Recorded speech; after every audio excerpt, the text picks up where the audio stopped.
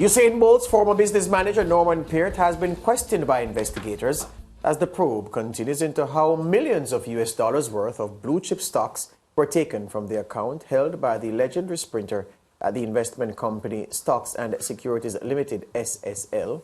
Peart denied sending email correspondence between August 12, 2021 and February 3 last year, instructing the transfer of almost 200 units of the blue chip stocks from Bolt's account to another account at SSL.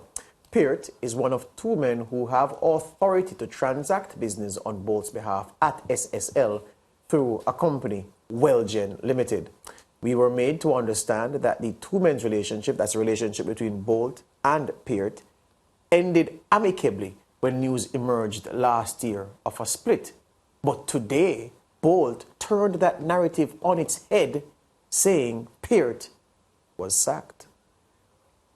He was fired. That's pretty much all I have to say. I said, and I shouldn't say a lot about that, but it was not amicable. He was fired. Speaking at the launch of the 50th edition of the Gibson Relays today in Kingston, Bolt was asked by reporters whether he was broke after being fleeced of more than $12 million. Not broke, but it's definitely put a damper on me, you understand? It was for my future. Nobody knows, 3 kids, still looking after my parents, and I still want to live very well. Usain Bolt. So, broke cover today, he did. He's been tweeting. He came out today for his first public appearance at that Gibson launch. And you can see that the issue is weighing in on him. He's one of the happiest human beings you'll ever meet, you'll ever see anywhere, but he's going through a lot. Yeah, he's definitely going through a lot. And of course, if you've been following his social media, it's very, very clear based on the cryptic tweets that he would have posted and of course on Instagram and whatnot. My question though, George, and I'm happy that Bolt has made it clear that he'll be fine. He's not suffering, because around the Caribbean people tend to say, okay, if you lose your money, you're broke and you have no money and whatnot. So I'm happy to hear that.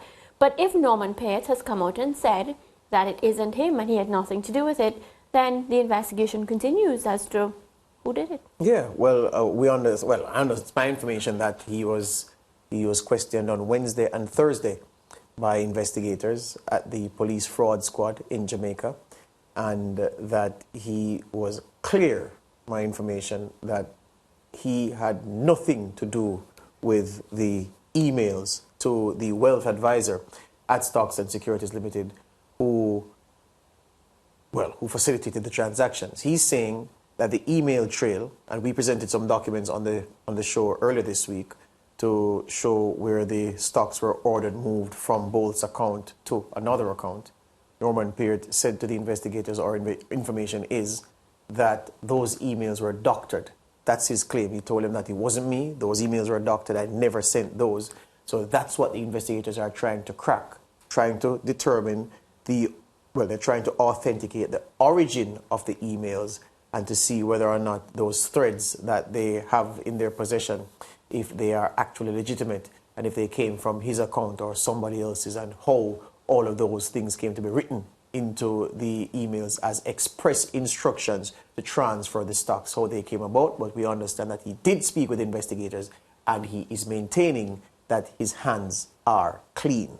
When we really sit down and think about how this entire plan came about, because really and truly, if in this case Norman is innocent and he really didn't give them, any permission to move the stocks and whatnot, then George, this entire plan, it reminds me of the movies. When you sit down and you have this mastermind plan and you plot, okay, so these two persons aren't getting along, so let's, put the blame on this person, let's send an email from a fake account, we have to create,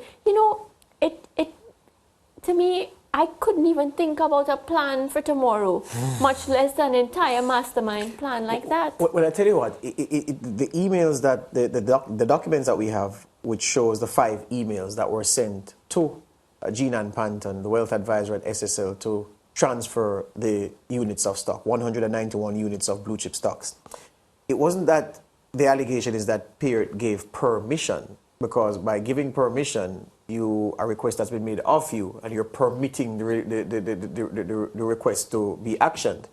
They're saying that he gave instructions, so he got up on his own steam and said, look, transfer these shares to that account, transfer these shares to that account. So that's what he's saying, that I gave no instructions, I know nothing about those emails, and because I didn't send those emails, and those emails purport to come from me, clearly they must have been doctored. I can tell you something else, that the Federal Bureau of Investigations, you would have heard the Minister of Finance in Jamaica, Dr. Nigel Clark, Finance and the Public Service, Dr. Nigel Clark, on Monday, say that the Jamaican authorities, government, had engaged the FBI to assist with the investigations. And it is my information that that formal request was made earlier this week, and that the FBI investigators are already working. Now, people were wondering, oh, so are the FBI investigators going to fly to Jamaica? No. The FBI has a regional headquarters in the Caribbean, in the Dominican Republic. And they have a long history, over several years, of collaborating to assist with matters in the DOMREP, where their headquarters is domiciled, well, is located, neighboring Haiti and Jamaica. Those three countries, that triumvirate, the FBI has had extensive working links with them over time. And so they remain at their DOMREP headquarters and do the job from there, because they don't need to fly here for anything, because their network is so vast. The technological tools at their disposal are so cutting edge that they don't need to physically set foot here. And also, another important point to make is that the investigators at the FBI, they are not leading the probe. It's a Jamaican-led probe, but the FBI has been tasked with specific aspects of the investigation as they try to get to the bottom of this. George, do you feel confident that we'll find out very soon what happened, and of course, Usain Bolt will get back his money?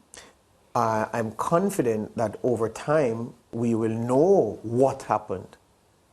The disappointing part is that, based on experience, I don't think anybody is getting their money back. And I stress again, as I have always done, that Usain Bolt, isn't the only person fleeced. Gina and Panton confessed to having taken money without the consent of 30-odd other investors.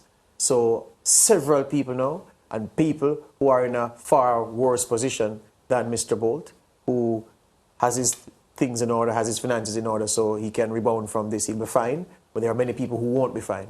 In fact, I told you last week that a very good friend of mine, we worked together when I just came into the business. She and her husband, they lost all of their life savings. I got a call too about somebody who lost a lot of money in that same. Yeah, and I spoke to my friend yesterday, and she said that she's been to the office because they told her to, okay, come this week and you'll get a reimbursement of what's left. She says she's been there twice this week, still can't get a penny. So there are some real hard luck stories out there where this SSL fraud matter is concerned. Bolt and the company will have to wait. But that's the latest information we have. And again, we stress Norman Peart, the former business manager of Usain Bolt, who's been a business associate of him since he was a wee lad. He denies any wrongdoing, but the email trail that the investigators have to this point, all of them point to Norman Peart as the man who gave the instructions for these multi-million-dollar shares to be moved from Bolt's account. But Peart says, it wasn't me.